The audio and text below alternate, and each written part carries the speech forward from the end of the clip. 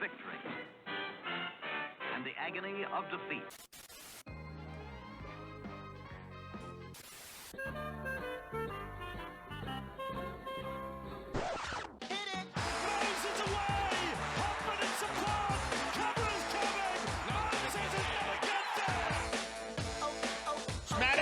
Great ball around the corner, Petticini. He beats them all. Junior Polar out wide, bumped away from Cronulla Sharks coming through. None of them can hold him. Good morning, good afternoon, and good evening to everyone who is listening and watching across Parramatta, Sydney, New South Wales, and the world, I guess. Big reach for the Tip Sheet podcast 60s, but I'm John, also known as 4020, host of the aforementioned Tip Sheet podcast. Joining me again, aforementioned, is my good mate Craig, also known as 60s. We're here for round 2 of the junior representative season as we preview the Lisa Fiaola, Tarsha Gale, Harold Matthews, and SG Ball, and maybe a cheeky little look at the NRL trial on Sunday evening as well. Why not? We got a bit of time on a Thursday to talk about footy across 5 different grades, so we'll get into that.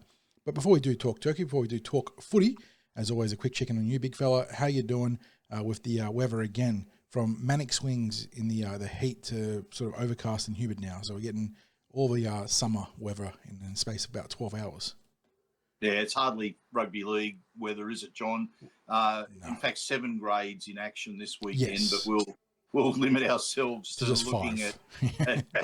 at just 5. We'll tack the NRL on at the end. We'll start off with the junior reps previews, and of course, that's with extra special thanks to Paraleagues, the home of the Eels, because the support that they provide for junior rugby league in the Parramatta district is just phenomenal. It's normally $350,000 and above that they pump into junior rugby league to make it affordable for families to be able to subsidising registration, referees. Mm-hmm. Yeah, all that sort of stuff. Couldn't ask for more from the owners of the Parramatta Eels, being Parramatta Leagues Club. They are the home of the Eels. They live and breathe being the home of the Eels. And like so many connections with the club, they're the sort of organisation that leave us para proud to be members of Parramatta Leagues Club. And, of course, we have that association with our partnership with them. We're really grateful for that, and we look forward to seeing everyone in Parramatta Leagues on match days during 2026. John, of course, also shout out to our other sponsor, Star Partners Real Estate, Auburn, Narellan and Parramatta, the OG of our sponsors, Greg and the team there, and we appreciate their continued and loyal support over the years. But really, look, it was a great, wasn't a perfect start to the junior representative season last week. It was a very good start to it, and we'll look at where the teams that won last week, the 3 winning teams, where they can continue on in their winning ways, exactly. And how the Tarsha Gale team can turn it around this week. So over to you, John. We'll kick off with the Lisa Fiaola Cup, where it's the Eels taking on the Sharks. Yeah, it's a bit like a street fighter thing right now, isn't it? Like round 2, fight, as we get into the Lisa Fiaola. Now, the ladder says they're in 5th, Craig, but by my account, it's actually 3rd. I'm not sure why the points differential is being counted incorrectly here. They trailed the Bulldogs and the Raiders, plus 68, plus 36 respectively, and then Parramatta leading next at plus 20 of their points differential, ahead of the Knights and Rabbitohs on plus 18. So not really sure why they're sitting in 5th. It looks like a bit of a database error there for NSWRL. But they take on the Cronulla Sharks, who had a first-up loss by negative 18 points differential. So almost the inverse of the Parramatta Eels there. We won 24-4. They lost 24-6. They now host the Parramatta Eels. This one kicks off at 3 o'clock p.m. out at Ocean Protect Stadium, which is Shark Park. Changed the name there. But they're playing out at I use Premier venue very loosely there, Craig. But they are technically playing out of an NRL venue this week. And they look like this. At fullback, we've got Tegan Nicholas. On the wings, Havana Cook, fresh off her hat-trick down that left sideline. Opposite of Ruby Inosi Tuipulotu. That's your girl right there, Craig, with the connections to both yourself and Yoko. Georgia Wanzi and Hine Rakiti in the centres. Riley Cash will partner Tamika Withers in the halves. Front row, Kavinia O'Callaghan Ahio with Ta'ali'i Tuavaiti as the props, Laura Gardner, your dummy half. In the back row, Sarah Alamadine and Kaiser Morgan Pritchard are on the edges. Isabella Bell will lock out the scrum in what I believe is an unchanged top 13 there. We go to the bench, Halo Talangi, Taylor Miga, who was excellent off the interchange, by the way, Marnie Cook and Chelsea Falls, rounding out what I think is actually an unchanged 1 to 17. So it's great to have that sort of continuity across the first couple of games. On the extended bench, you've got Marley J, Paranihi Tagaoe, and then Sienna Manua. So the Eels fielding what I believe is an unchanged lineup, taking on the Cronulla Sharks. Eels looking to make it 2 in a row, obviously Craig. And they had some really good signs in round 1. We lavished praise across a few players, and we did that breakdown in the Tuesday night live stream. But I thought Tamika Withers in 7 was outstanding, really class with both pass and boot. That right to left cutout pass she's got is among the best in the grade, and she's got a very deft short kicking game, which saw the Eels profit a couple of times, both on tries and line dropouts. And then, the 2 wingers, Cook and Inosi Tupulotu, very good. Wanzi and Rakiti are the returning centres, so they've got plenty of experience in the back line alongside some exciting new faces there. And then in the forwards, Cal Hanahio, Tuavaiti, Alamadine, Morgan Pritchard, Bell, Talangi, Mega, all ranging from really solid to outstanding in round 1. So they've got the personnel to make a run here. But it's an away game, second away game in a row, and it'll be, I think, a run of, is it 3 or 4 in this grade? It is a really brutal start for the junior reps for the Blue and Gold across all 4 grades. At least 3 games on the road, maybe 4 for some of them. So they're really tough stretch here, and they're out at Shark Park. So it's it's not a huge trip, but it still is a trip across the city, and it could take a bit of a toll. What are your keys for victory or key talking points in this one, mate?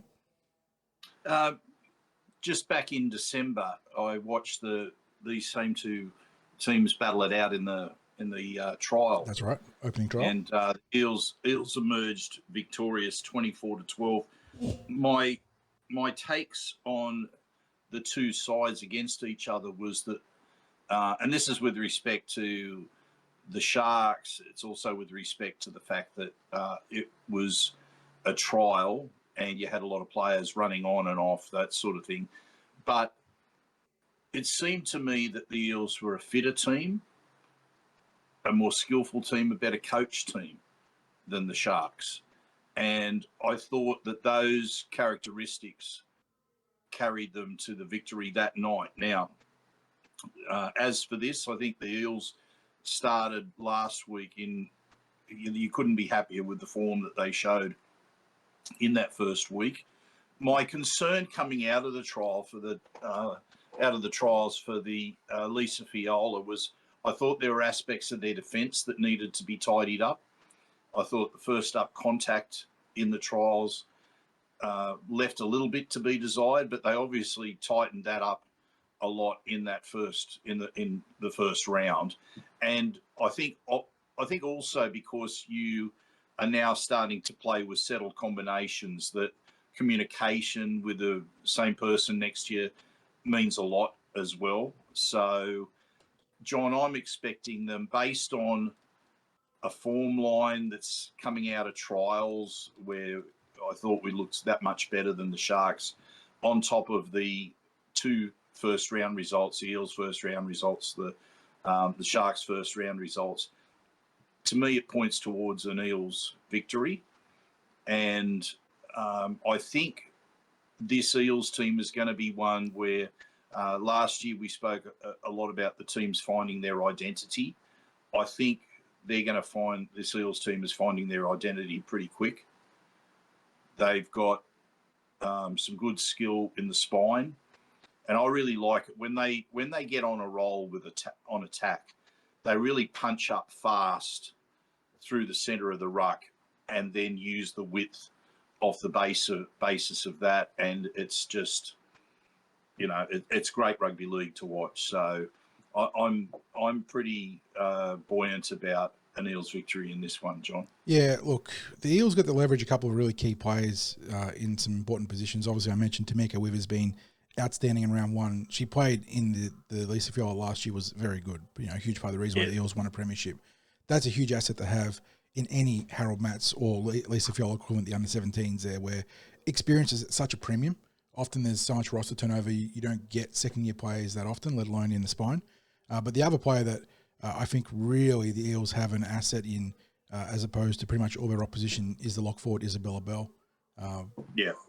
Ridiculous that the Bell family has two players, brother and sister, that play the same role essentially at such a high level in this young grade. So, such a savvy lock forward can roll up the sleeves and play the industrious classic lock forward role without any issue, but can equally distribute the ball really cleanly to help create those opportunities on the edges. But yeah, I do like this team.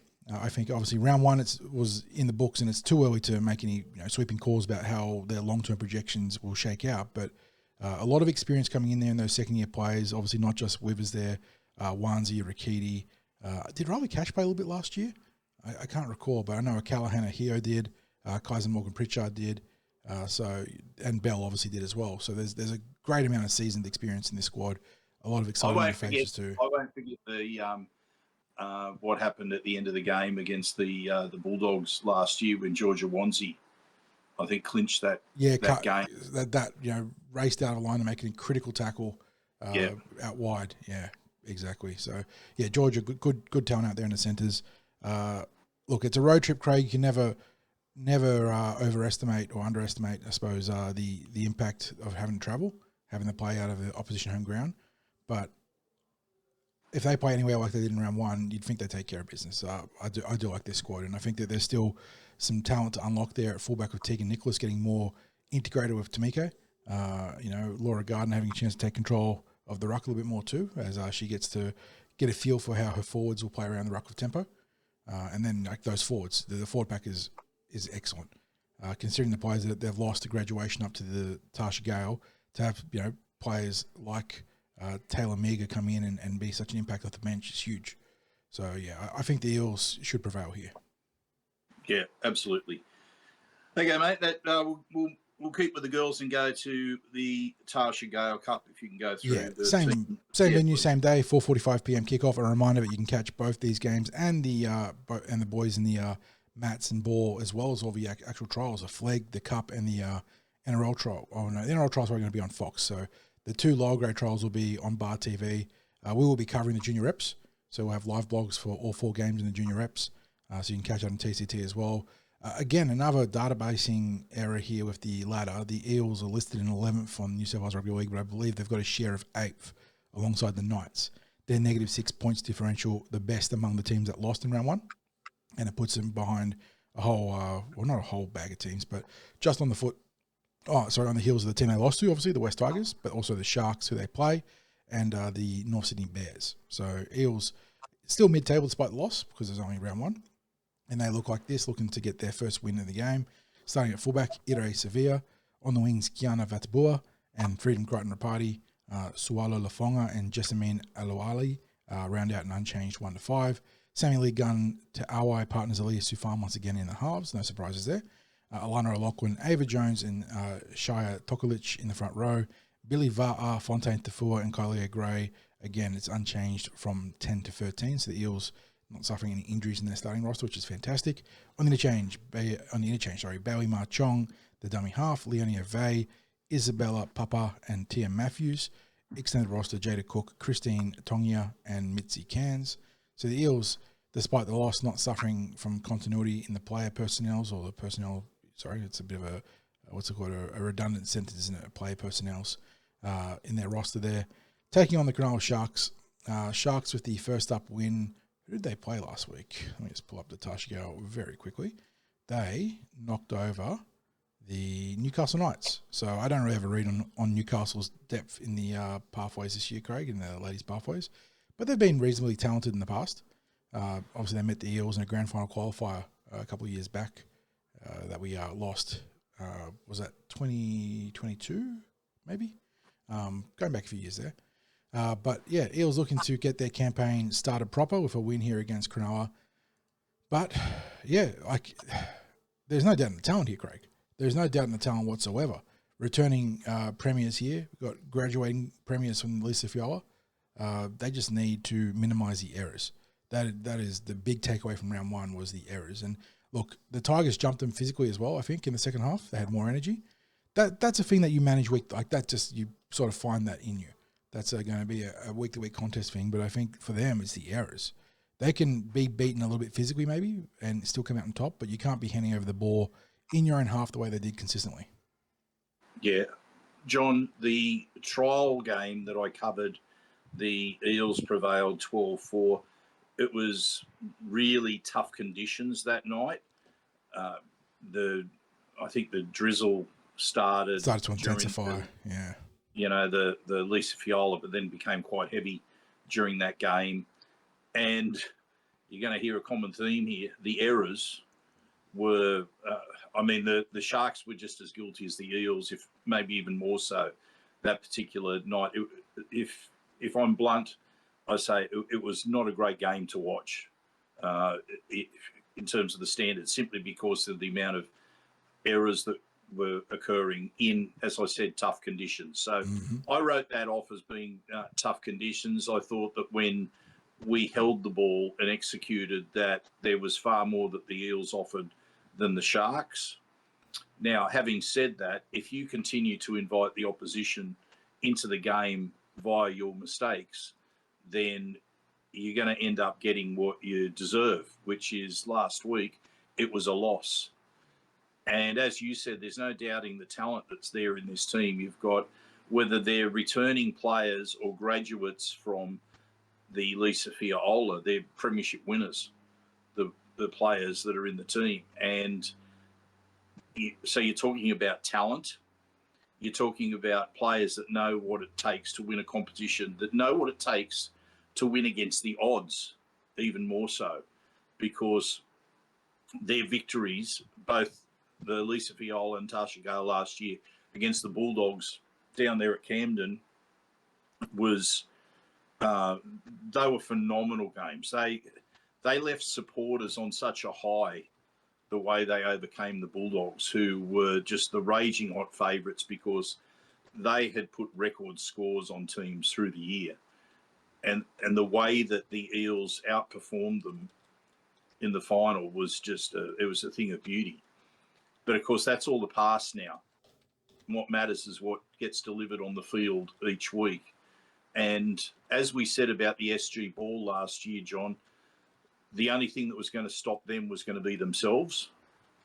And I think this Tarsha Gale team fits into the same category. The only thing that will stop them having a really strong season, and I'm not going to say, the only thing that will stop them winning the competition, because that's too much of a burden to place on any team, regardless of the fact that they're defending premiers.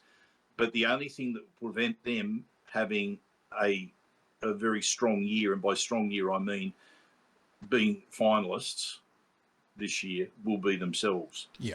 And in such a limited season, when I say limited, it's a limited number of games.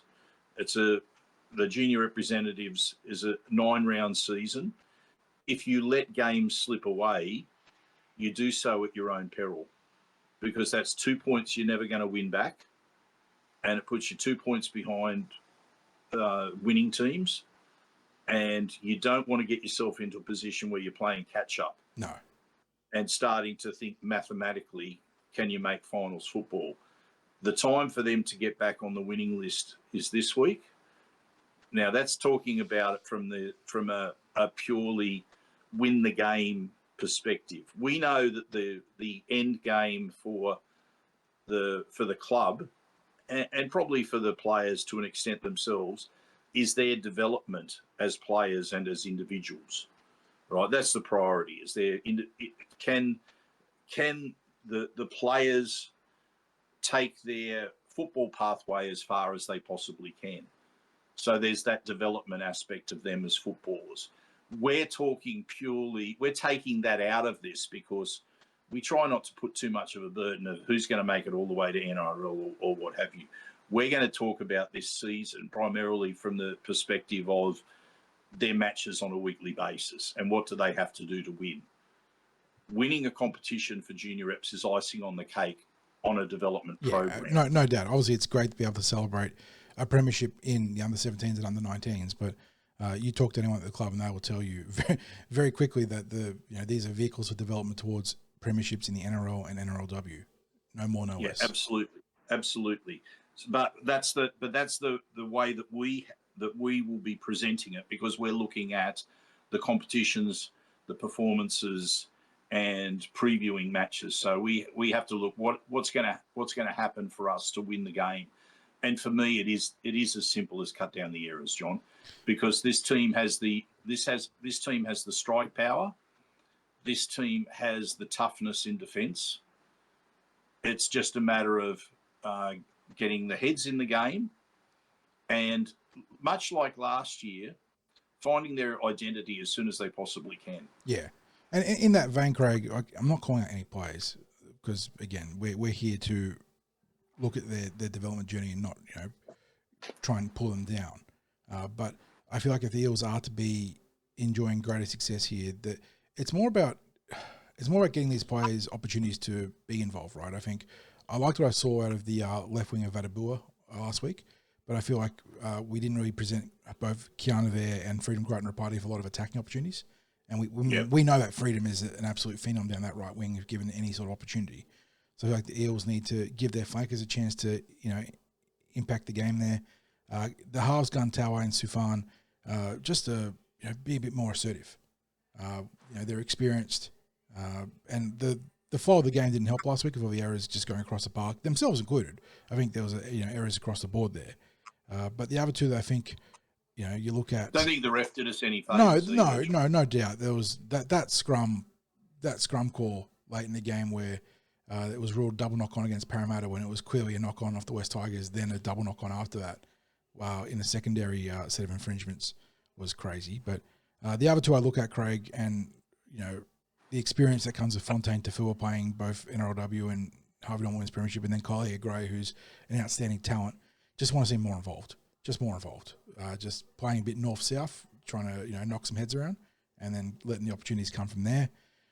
Aside from that, like I said, that's not a call out there. It's just looking to get them more involved in the game plan because they are that talented across the board, and they play. And holding on to the ball is going to help present opportunities because they'll have the ball to use. There is no more natural building block in football than holding on to the football, isn't there? Yeah. You go dropping the ball in early in the tackle count. You're not gonna be presenting opportunities. No, you're building on muddy foundations, exactly. So Eels holding on to the ball there with some construction wisdom from us, I still think this is going to be a tough one just because when you have a first up loss and it's not the self-doubt, it's just that you're not in gear, right? So I think that they're going to have to maybe work a little bit uglier for this one, but I will take any sort of win against the Cronulla Sharks. The fact that they had that trial success against them does speak well, even if it was not an aesthetically pleasing game, Craig, because of the conditions. I look at them and obviously I'm more convinced that the Lisa Fiaola will enjoy success based on round one form, but certainly the talent here in this squad, if they just can get even remotely back on track and straighten the course this game, they can go for larger corrections in the coming weeks and be in a good position. So going to back our girls here for the win. Yeah, absolutely. Okay, John, let's go to the Harold Matthews competition match between the Eels and the Sharks, which takes place on Sunday. Yes, this one is part of that huge battery of games out at Henson Park. Eels kicking off at 10:30 a.m. On Sunday. So if you do want to get out there, it is an absolute feast of footy. You've got the two junior rep games, you've got the two lower grade games in Flegg Cup, and you've got obviously the main event there in the NRL. Like I said, an absolute festival of football there. It's actually going to test the boundaries, John. There's that common question of how much football is too much football. Well, yeah. You might be finding out with 5 grades. Yeah. You're out there. Look, we've done it obviously plenty of times in the last few years, or even beyond that in the last decade. Especially when you'd bounce between New Era at Cabramatta and try and get out to wherever the Eels are playing on a trial. So this one's a bit nicer because at least we had the variation of changing venues. Well, some people say that's good. Some people say it's bad because localize the one venue makes it a bit easier to logistically manage it. But yes, it will test the boundaries of how much football is enough. But yeah, Eels coming off a cracking 2-point win over the Western Suburbs Magpies in round one, 18-16 victors out at Kirkham Park, Craig. They play this one out at Henson Park. Eels, again, the ladder is all cooked here. It says they're in second place, but they're actually in, I think it was 6, a share of 6. There is Panthers should be first, then it's the Central Coast Roosters, then it's the Raiders, Then it's the Seagulls with +6, and then there are 4 teams of +2, including Parramatta, the Steelers, the Bears, and the Knights. So Cronulla with a first up loss by 34-32, they lost. Which would that be against? I guess that'll be against Canberra as well, the Canberra Newcastle as well, right? You would assume. Assuming that they were lined up. Let me go have a gander. Yeah, it was Newcastle playing out of Maitland, so on the road, a tough trip there. But yeah, Eels coming off a cracking round one win, not loss, with a team that looks like this. At fullback, we have Liam Martin of Penrith naming fame there, but obviously playing a different position. Leonard Salter is on one wing with William Mamia Epe on the other, which I think that's a change from last week, I believe. I'll consult that quickly. But Tyler Lama and man of the match, Lorima Siusiu in the centres.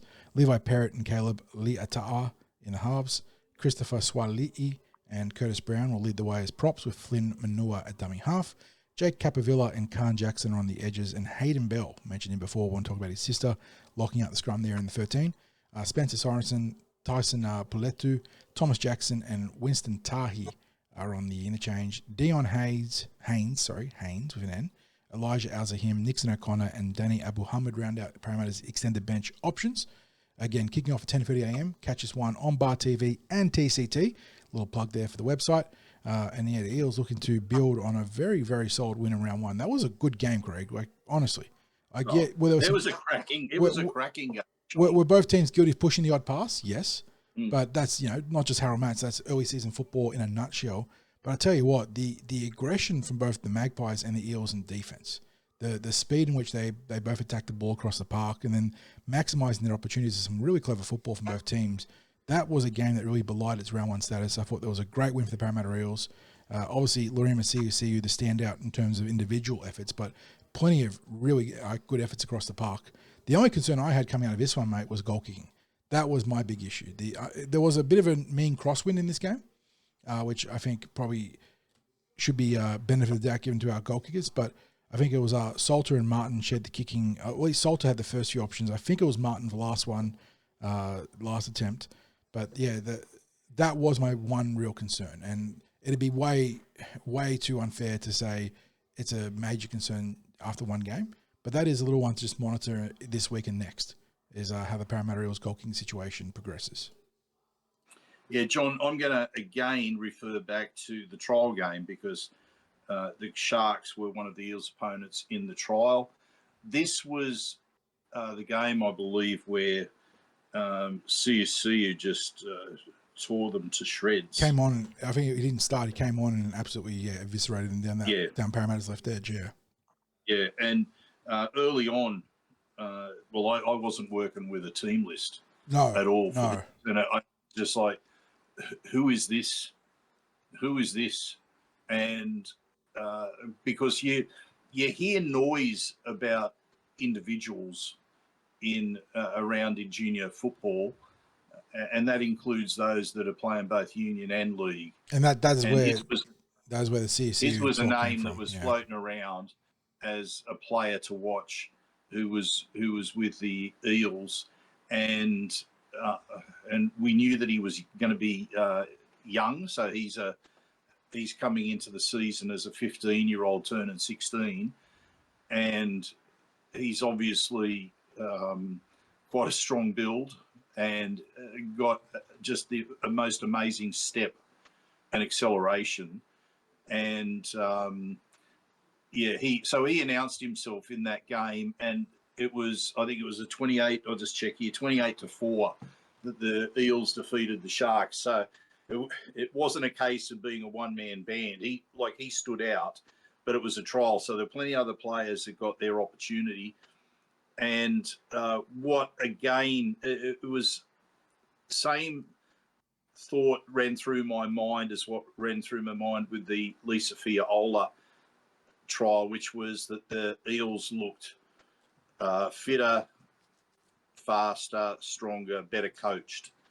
And it was a really impressive trial result. Now, you've got the Sharks having a close loss last week. We don't really have a form line to draw that on. The Eels prevailing by 2 points over the West Tigers. the West Magpies in what you were... The West Tigers, but the Western right. Suburbs Magpies, yeah, because of the brand split in the junior reps, yeah. Yeah, but as you rightly described it, a real high-quality game for round one in junior reps from two teams who just ripped into each other from the opening whistle all the way through to the end. And the 2 points that separated was probably a fair reflection on that game. Like yourself, I had concerns about the goal kicking, but the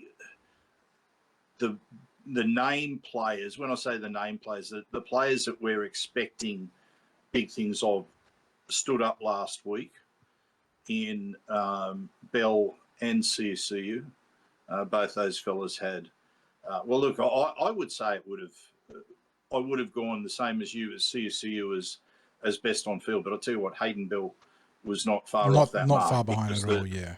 Because the contest through the middle was really, really rugged. And the difference points came from when we found some second phase. And although it wasn't always Bill that produced the second phase, he'd somehow be involved. If he wasn't offloading, he was maybe the next to receive the ball and to kick the shift on a little bit more. But those players did well, but they were well supported by a group that was really provided a good unit. They formed a good, really strong unit last week. Great first up result.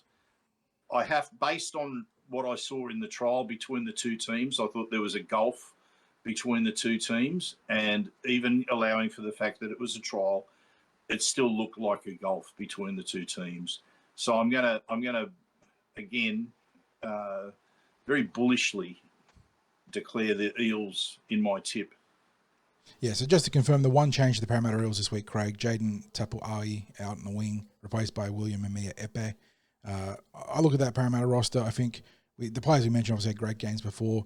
There's definitely some overhead for more influence from players like Caleb Lea'ata'u in the 7, but Curtis Brown and Christopher Swali'i, who played really solid in round 1, but we know that they can tap into more there. Capavilla and Jackson. Actually, I like their work. Just again, the game didn't play through them because of the nature of the contest as much as it could have, which means that if a different script, when the game declares itself in round 2, they could be more influential. So, look, Jackson caught my eye a few times with a couple of his involvements, and also did through the trials. Same for Capavilla. Capavilla's got a great motor. Yeah. And so, like I said, when the game would declare itself differently in various contests, because different fights have different styles, and I think that they could be playmakers or factors in those ones there. A couple of interesting names in the Cronulla lineup that I just spied, 60s. There is an Eparame Nimia, who I believe hails from Queensland, so I do wonder if there's a familial tie to Damascus, who is still in our ranks there, because Nimia are not the most common of surnames, and obviously given that Queensland connection. And the other one too, there's a second generation player here, Randy Ennis, the Menace, playing in the halves there at number 7. I do believe that is Michael, the Grub's young son there, or one of his 2 young sons. Some second, well, not second generation in Nemia's case. There could be just a same generation, but a couple of potential ties in this game there too. But yeah, this one kicks off 10:30 a.m. You can catch the updates on TCT as well as Bar TV. Brings us to our final junior reps matchup of the weekend, 12 o'clock p.m. kickoff. Same venue, Henson Park, same day, Sunday. You want to hope so, right? Be on the same page there. Eels, tour de force in round 1, Craig. There's no other way to spin it. They were outstanding. Best team in the competition, I dare say.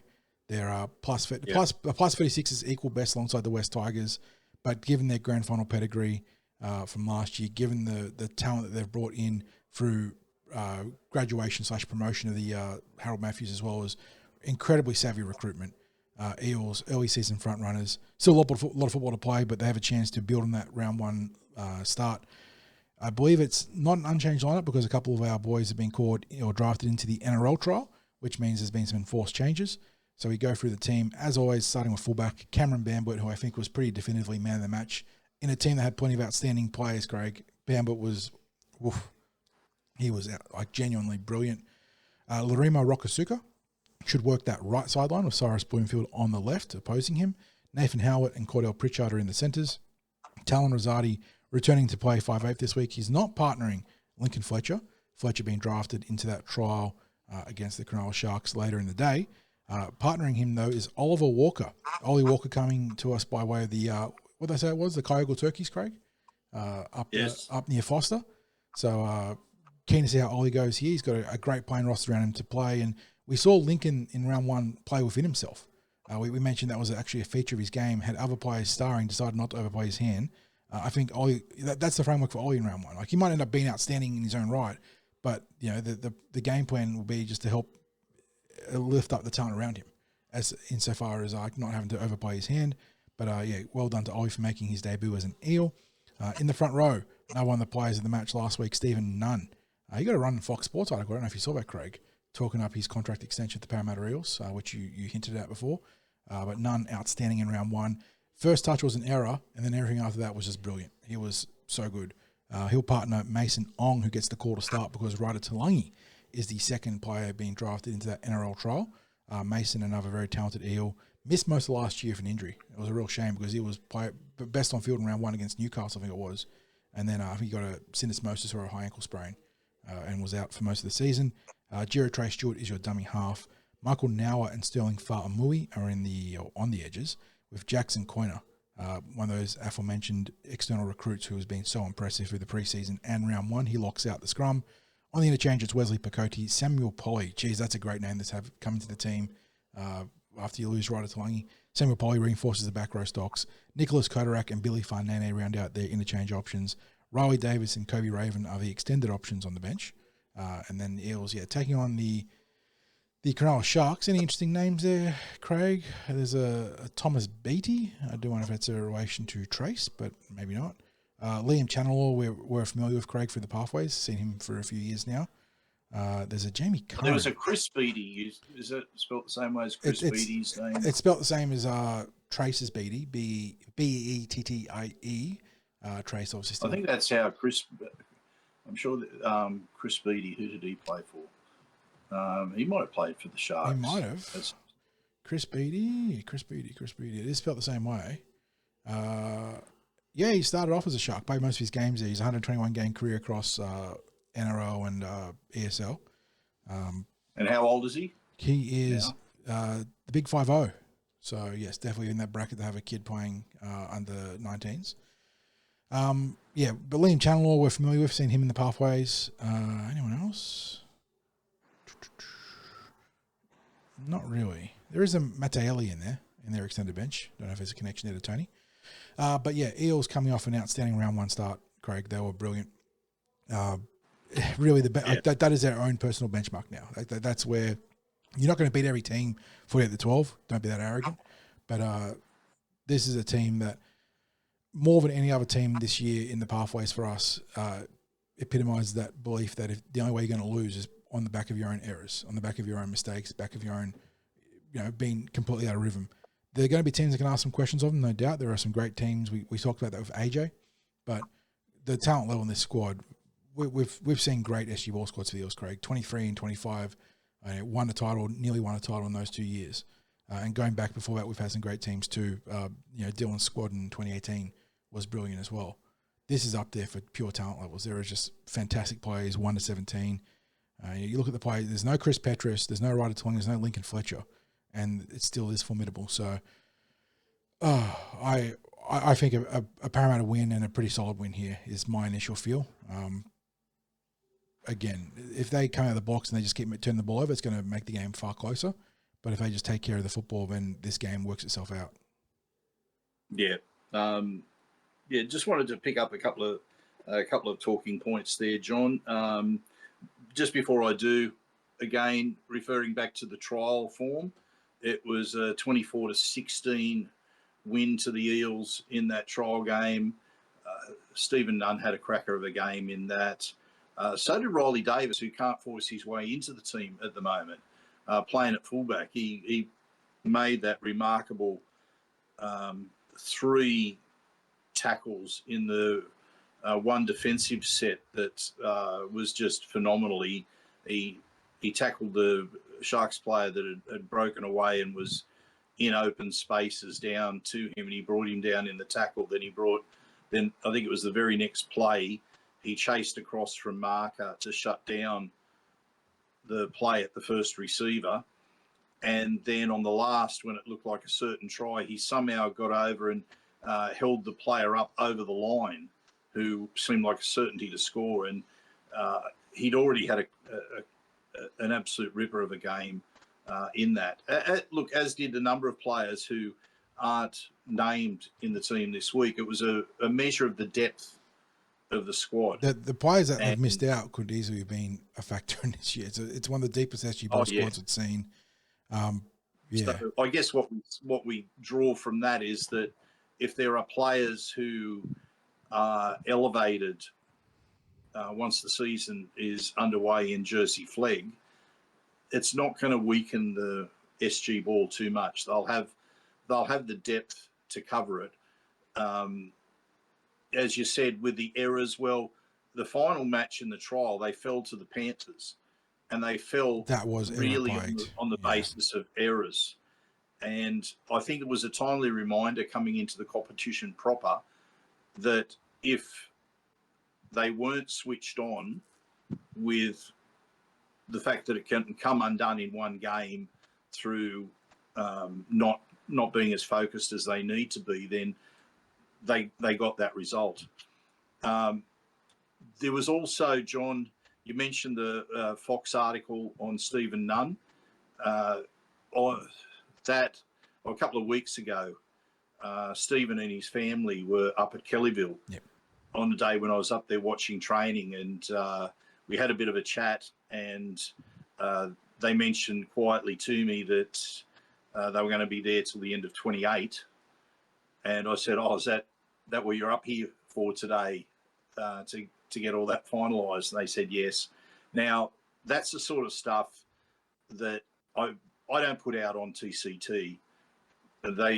Fox Sports might have put it out or gained the information through the club. But if I get given information like that, I regard that as confidential, and I don't think it's in the interest of the players or their families, and the players and the families know that I'm not someone who's going to go and put that out on the website or those sorts of things, because I think we're in a privileged position, John, where we're trusted with information, and I prefer that to be the way that we operate. And I think a lot of our followers understand that as well. But what it was good to know was that the club is acting fast to secure Stephen, along with a number of other pathways players, till around that 28 season. That seems to be the season that a lot of them are locked into at this stage. Now, of course, what we know is that players, as they develop, upgrades and extensions happen whilst they're still under contract, because it becomes obvious to the club that they've got a player that they need to lock up, or the player might express a desire that they want to commit to the club for a little bit longer, and whatever the circumstance might be. That doesn't mean that the club's just going to leave it till 28 and try to extend them once they get to 28. So, but the good news is that we've got players who have faith in the development system at the club. The club have identified these players as being part of the Eels' future, and it's good to know that the club is doing what they can to prevent raids from other clubs picking the eye teeth out of a talented group of players. Are we going to lose players? Inevitably, because the pathways are like a funnel, and it just gets smaller and smaller as you head towards first grade. You cannot expect, let's say, for example, this SG Ball team might arguably have 13 future NRL players in it. Will 13 players all move together up into the Eels NRL team? You know that's not feasible. It's just not feasible. There will be, at some point, players that are picked out by other clubs, and there will be players who will have their pathway unfortunately blocked by talented first graders in the Eels lineup. It's and it becomes that real juggling act, doesn't it, John? Of at what point do you allow a first grader to depart because you actually don't want to lose a player because their path appears to be blocked by a first grader? It is a real tough act to be able to get right. So a lot of kudos right now to our recruitment team and the retention for the work that's going on in Pathways, because it's outstanding right now, John. It's hard to fault when you've got the teams that are as strong as they are, and you've also got players that are coming down from other areas like Jackson Coyner, who's been recruited from the Broncos, and there's a number of these Eel players who are from far and wide, not just Eels done a lot of great work in the Queensland Greater Catchment area in the last couple of years. Obviously headed most recently by the aforementioned Coyner, who has been nothing short of outstanding across the preseason in round one. Looks to be an incredibly well-rounded player.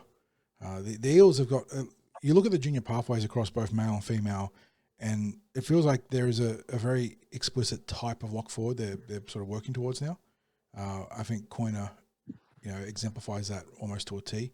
If anything, he's the ideal because he's bigger than some of the other prospects. Tall, rangy, great frame. Got the athleticism as well as the intelligence, football-wise, to play hard through the middle, but also distribute the ball. So don't want to give him his flowers too early, but he's looked very impressive. SG ball team across the whole, outstanding, man. Like you said, you're going to lose players, but you've already lost one between years. Anders Johansson went to Manly. That sucked to lose him. I liked him as an outside back prospect. I think he's in the actually not playing reps this week because like Lincoln and Ryder, he's part of the extended Manly trial bench. But that's you look at the team that's there, and you say, well, yeah, pretty clear you can't keep them all. That is a very hard coded mathematical equation. There are only so many spots that you can have, and other teams going to come knocking for the odd player, and they've done a great job keeping this squad together. Like you said, there's that sort of end of 28 cutoff where a lot of these young players have been given the opportunity to develop, and then the club can evaluate along the way and make extensions en route to that deadline. And yeah, I'm really keen to see this team play on Sunday. I think even John, also, it doesn't mean if you lose them, doesn't mean that they're gone forever, because Matt Dury's a fine example of that. He was pinched in SG ball. Yeah, he was pinched in SG ball, I think it was, and found his way back. So yeah, you just never know. You just never know. And I think that's, Brad Arthur had a very solid environment in that regard, but I think Jason Riles is really emphasising it, isn't it, about the connectivity for Parramatta and creating that home for players that even if you do leave, you can come back. So definitely something to consider there. But yeah, fantastic crop of under-19s players here. The fact that you go out and you had Cameron Bambutt and Chris Petrus and Lincoln Fletcher as Australian schoolboys, and then able to add in Jackson Coyner. And this team still hasn't got Petrus Fiaola because he's just nursing what we suspect is an ankle injury. We're not 100% on that, but there's no need to rush him back because of the talent in the squad, which is a incredibly privileged position to be in. Really looking forward to this one, mate. Looking forward to seeing what Ollie Walker's got in the 7, if he can do a good job steering the team around, and seeing Mason On get a chance to start. I really love what we saw of him in the limited capacity last year. I think that this could be a great game for him to establish himself again with Ryder being called into the NRL squad. And we should mention with Ryder and Lincoln, this is a case they did the NRL pre-season, and part of that NRL pre-season is really being able to participate in the trials. So although they were selected in SG Ball last week, part of that development for them to go through is that opportunity to play in NRL trials because they've been part of the NRL pre-season. So it didn't surprise to see them being named. We might have got a heads up about that at some stage too, John.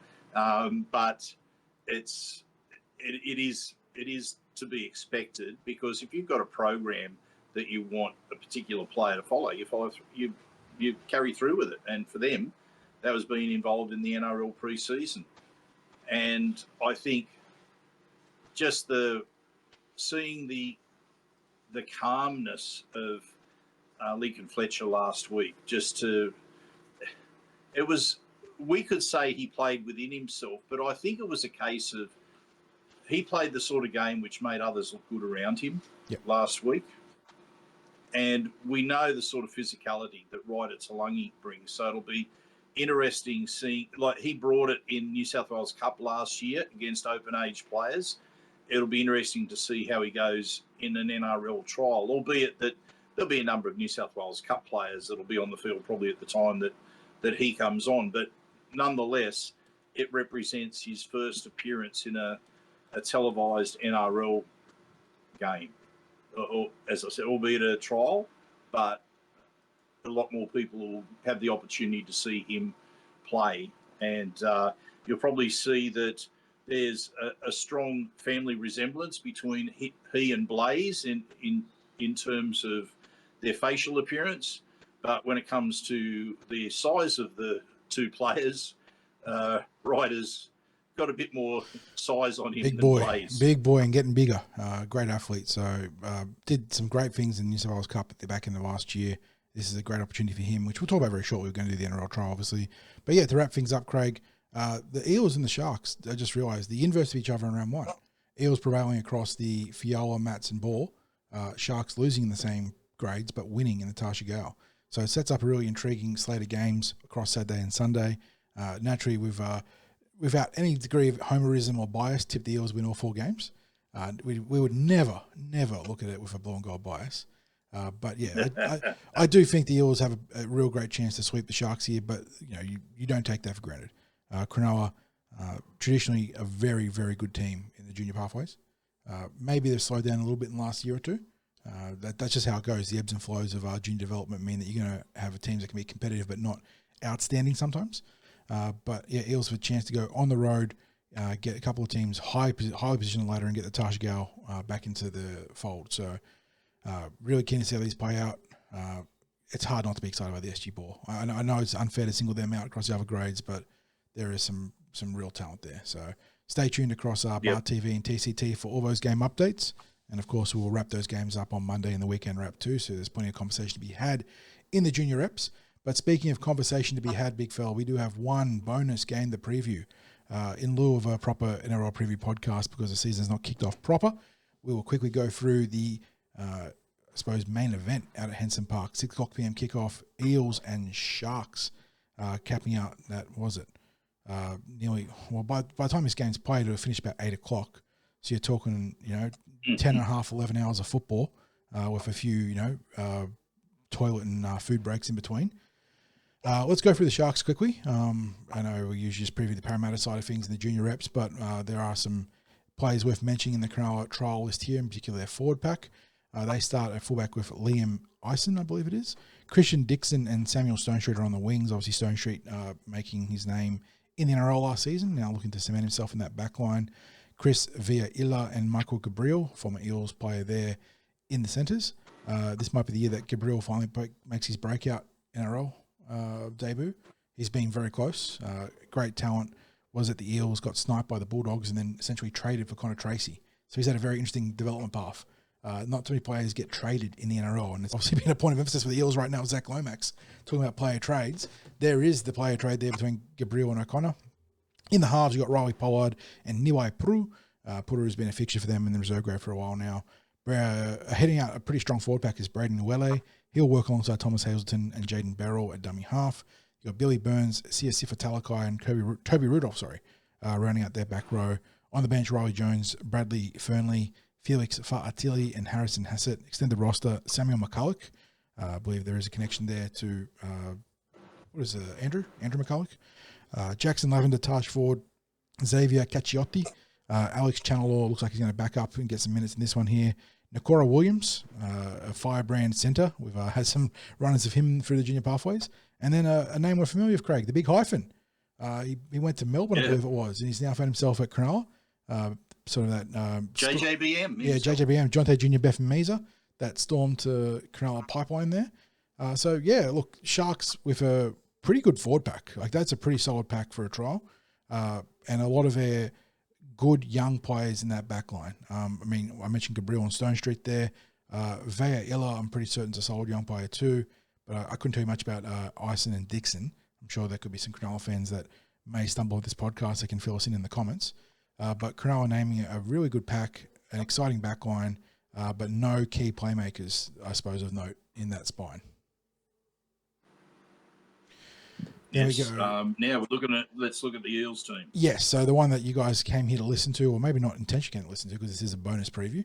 But Eels naming a really good team. Certainly nowhere near full strength. They're missing at least half. I'd say about half a dozen, cornerstone players there. But no doubting that Riles has named a very strong lineup. And you look at number one. That's all you need for confirmation in that regard. Zaire Yongi, Parramatta's number one fullback, will have the one on his back. Jake Tungor and Bowie Simonson on the wings. There'll probably be a bit of concern, Craig, that Tungor's getting a run this early on in the trials. And it does probably speak to some of Parramatta's fragility in the back line, but we know that Jake does a job for us. And the Eels do have some other young options we'll get to shortly. But, yeah, Josh Addocar's at All-Stars duty, and that's obviously a big out there. But there's no doubt that the Eels are a bit skinny because they're just probably a man short in the back line. It is what it is. In the centres, you've got Viliami Penasini and Sean Russell. Joash Papali will partner Jonah Pezzett in the halves. Jermaine Hopgood, Riley Smith and Sam Tuovaiti in the front row. Kelma Tuolangi, Kitiani Katonga, a pair of powerhouse back rowers there, alongside the player you mentioned coming home as part of that the prodigal son sort of chat we had in the junior reps, Matt Dury, been outstanding in the preseason. On the bench, dummy half tail on the silver leads the way of Charlie Guymer, Jordan Samrani, and the player that's got the best chance to maybe improve his stocks this game, Tiankin Brown, capping off a really good individual preseason, gets a chance to not start, but be part of the top 17 in this game here. Hopefully Big T can have a great outing. Then we go to the extended bench. Plenty of exciting young players in this one here, starting with Arpa Twaddle, the fullback, who will be there alongside Moe Alamadine, Richard Penasini, and Araz Number. Some of those backline prospects I sort of hinted at just earlier that could maybe make some moves here, mate. There is an opportunity to make some moves, to really put yourself on the radar for Jason Riles and say, hey, you don't need to go out and get more backs. I'm here. I'm ready. Then we go to the spine players with Lorenzo Talatana, Ronald Volkman in the 22 and 23. I'm sure that they'll tell you they're as important as spine players, but the big boys, Ryder Talangi, Josiah Funayuta, Will Latu. Then you got Manny Luke as your tertiary dummy half option, and then Lincoln Fletcher rounding out the team in the 28. Eels. That's a very good team, Craig. A whole blend of NRL experience. All the youngsters that were involved in the preseason essentially are there. I think just about the only one that Tyrese Lakini and Saxon Park, I think, were the two that will play in the New South Wales Cup. But beyond that, it's and Jason Riles spoke to that last night at the member forum, and he just said that's just a case of it being bad luck that they couldn't squeeze them in to be part of the NRL not a reflection on those two young men. It's, as you mentioned with keeping the juniors, at some point there is a hard limit on the formula for getting players into a trial, isn't there? Like, we've got 28 of them. You can't.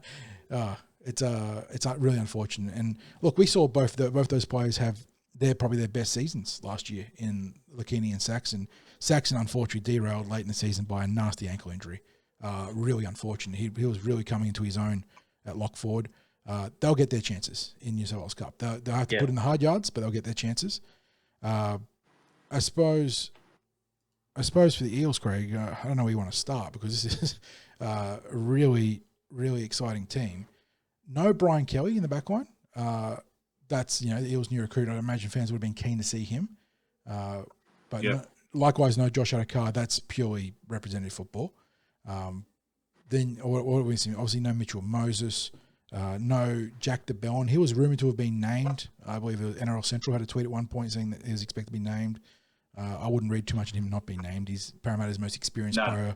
He trained well yesterday. There's no A lot of the boys that weren't named all trained. Yeah. This is a case of you want if you can't get Tyrese Lakini and Saxon Pryke in, and you're still missing all these other NRL players. If you play even one more NRL player, young players missing out. So other players of note to be omitted: Dylan Walker, Jack Williams, Junior Barlaw, Luca Moretti, who I do believe is nicked up, Ryan Madison. There's a whole talk about that between Melbourne and some other rumours there too, and Tony Mattielli.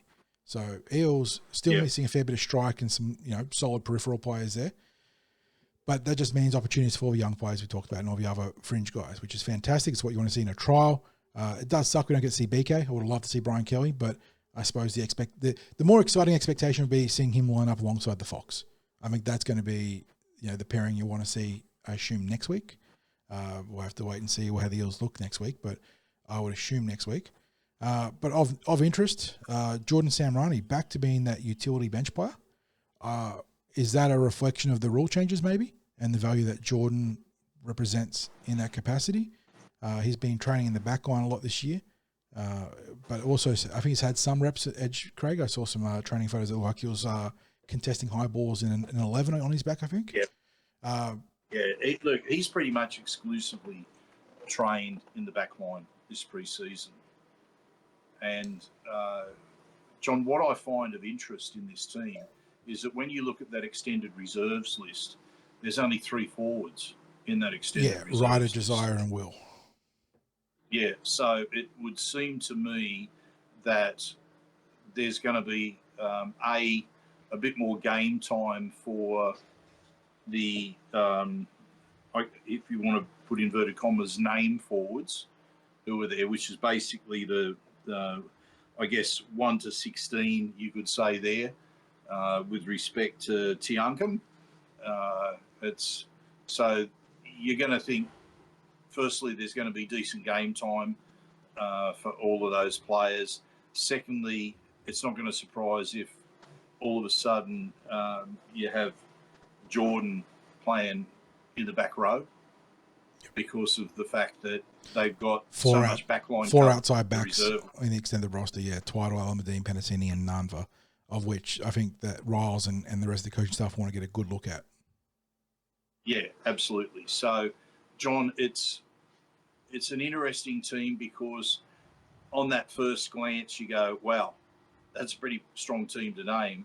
But then, as you've done, you started to highlight the players that haven't been selected and you go, okay, well, there's a lot of players still to come back into this team, which you would think augurs well. It also highlights the battle that's there for starting positions. And we keep fingers crossed. This is my main take, John. I just simply keep fingers crossed that everyone comes out of the game healthy. No doubt. So that we can start round 1 at close to full strength. As opposed to last.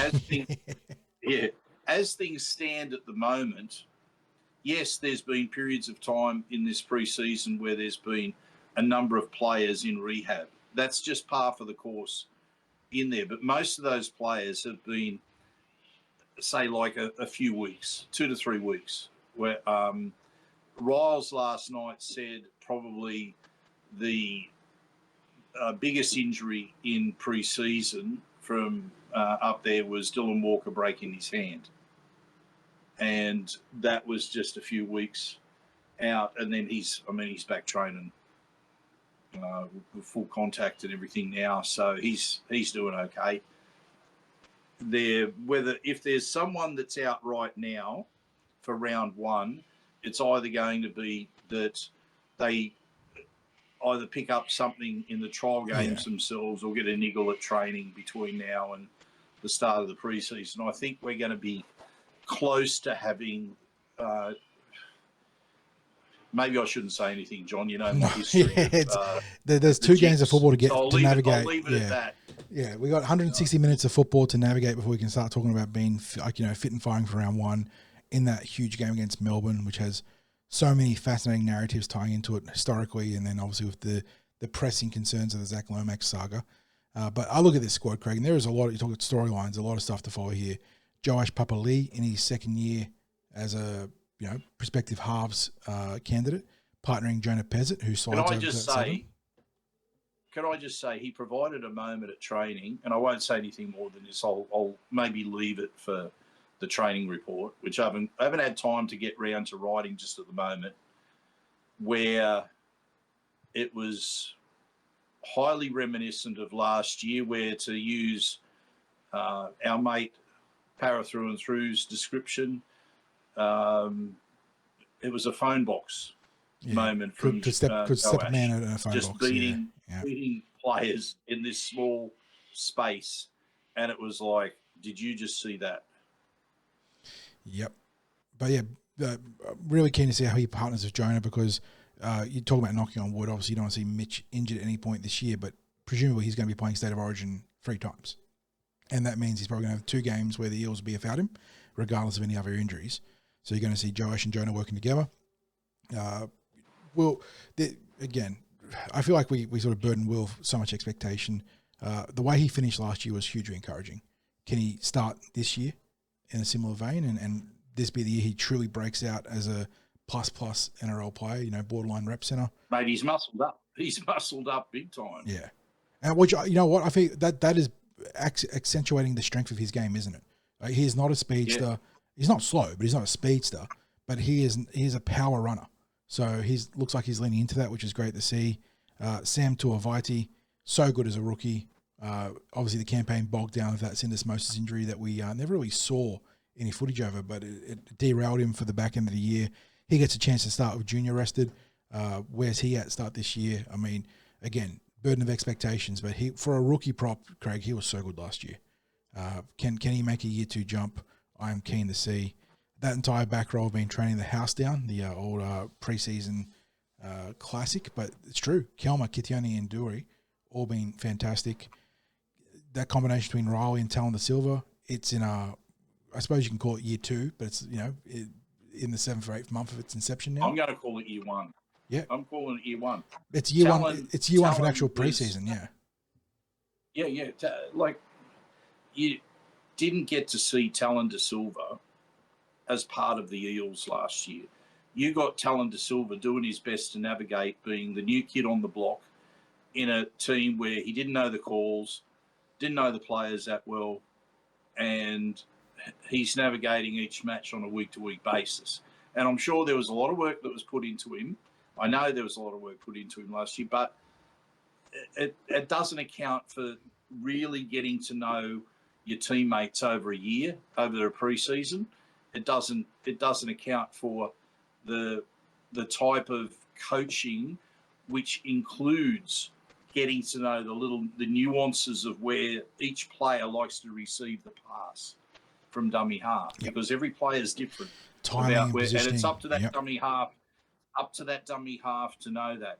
We know what Talon Da Silva can do as an individual attacking player out of dummy half, but learning when to pick those moments and when to deliver the ball. And you saw how Mitch Moses reacted last year because he had expectations from Talon.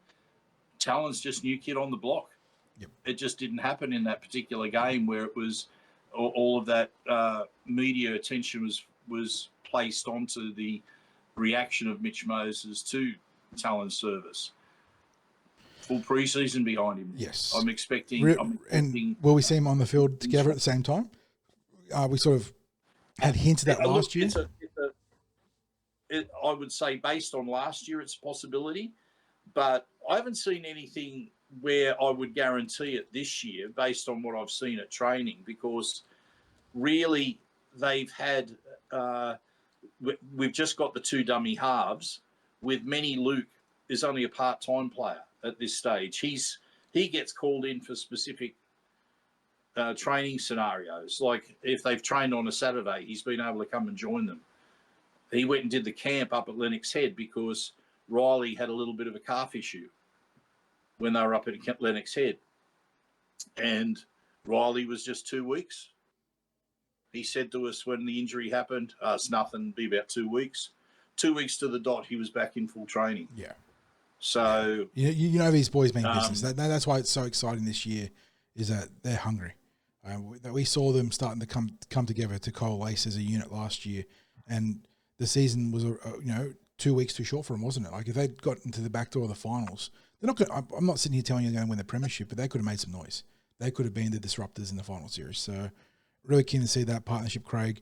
Another one of your boys there, Charlie Geimer, very impressed in the preseason. He is battling tooth and nail to get a spot in the 17 because of the depth and competition in the forwards. This is his moment, isn't it? He gets an opportunity in this game to really press his claims, but he might be one of those unfortunate victims of the rich competition the Eels have in the forwards, and he might have to wait for an opportunity, round 2, round 3, who knows? But he could equally force his way in. Honestly, I've got no idea what's going to happen because Charlie's had a fine pre-season. I think he's really matured as a player. I see in training, and I've put in the training reports, I see those mature choices that he makes where it's just a training session. It'll be like he will choose not to throw a pass and take the tackle in scrimmages where other players might throw the pass because it's just training. And they're thinking about, okay, we're working towards getting this play done. He treats training like he's playing an NRL game.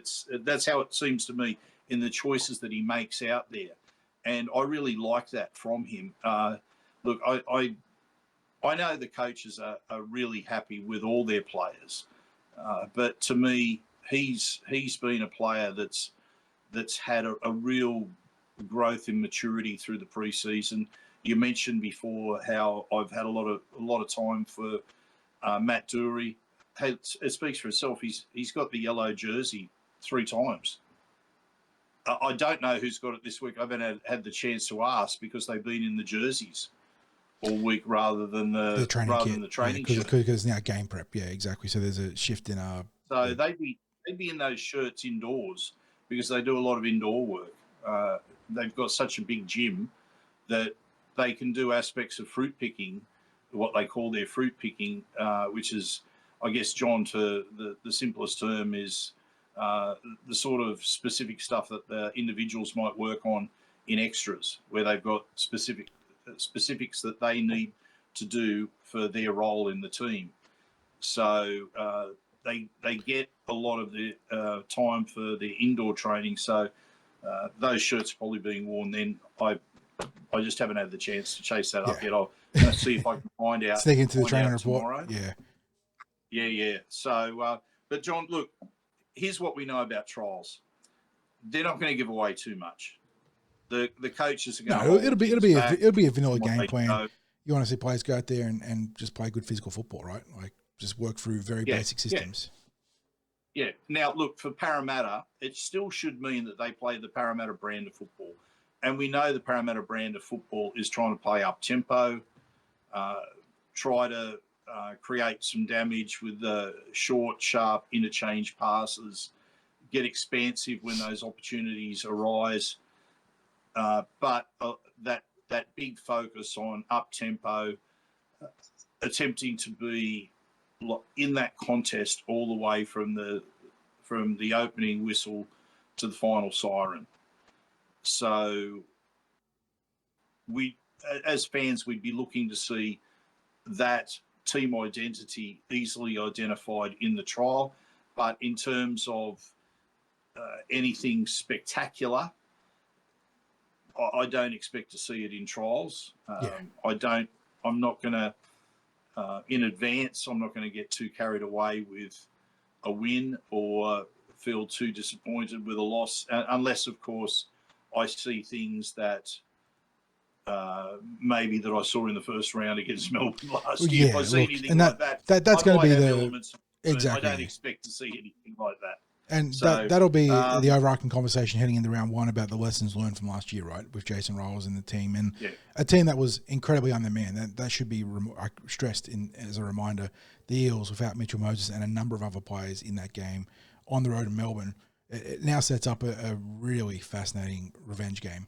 Besides the greater, overtext of Lomax and whatnot in the background. But yeah, for this one, Craig, just quickly, last couple of things. We mentioned all the young players there. Huge chance for all of them. Twadwell, Medine, Penasini, Nava, Talataina, Volkman, who was very good in New South Wales Cup last year, Talangi, Funariuta, Latu, who had his chance to debut last year, derailed by injuries, and Fletcher. I mean, each and every one of those players has a chance to enhance their stocks, build towards, for some of them, maybe not a 2026 debut, maybe a 2026 debut, but for some of them, like especially the outside backs, huge opportunities here, Craig, huge, to show Jason Riles and the club that they have options internally that could shape mid-season recruitment and beyond for the Eels. So massive stuff on the line there. Obviously in the back row, Tuolangi and Katonga, powerhouses. I want to see them exert some influence in this game, but equally not hurt themselves. Just keen for this game, mate. Keen as mustard. We've had the junior reps last week, obviously, but nothing hits quite as much as first grade football, and it's going to be an absolute smorgasbord of football this weekend across Saturday and Sunday. As you said, it's going to push the question to the fore of how much football is too much football, and I'm not sure it's enough. I'm not sure, mate. Maybe I still want more. Maybe I still want more games. I don't know. We'll find out on Sunday. And speaking of end of Sunday, we will be live. I was going to say, John. Yeah, we're certainly going to find out about that, because we'll be starting with the live blog in the morning with the junior reps. We'll wrap up the day with an instant reaction to the NRL. So it's for all of you, whether you're going to Henson Park or you're just going to take it all in from home, don't forget you've got to share part of that day with the Cumberland Throw.